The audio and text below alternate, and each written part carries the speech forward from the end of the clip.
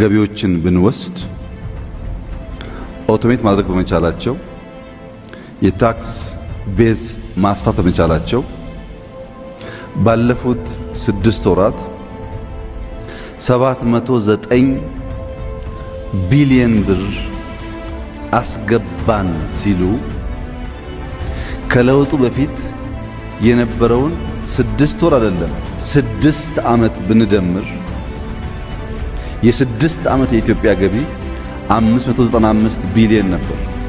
ከ6 ዓመቱ ገቢ የ6 ወሩ ገቢ በ115 ቢሊዮን ብር ይበልጣል። በዚህ ዓመት ግባችን በክልሎች ፕላስ ኦር ማይነስ 1 ትሪሊየን፣ በፌደራል ፕላስ ኦር ማይነስ 1.5 ትሪሊየን፣ በድምሩ 2.5 ትሪሊየን ብር ማስገባት ብንችል ወጪያችን ለመሸፈን ከሚያግዘው ድጋፍ በተጨማሪ በኢትዮጵያ ታክስ ቱ ጂዲፒ ሬሽዮ ያለውን ውስንነት ያሻሽለዋል። ይሄ የመጣው በተቋም ሪፎርም ነው።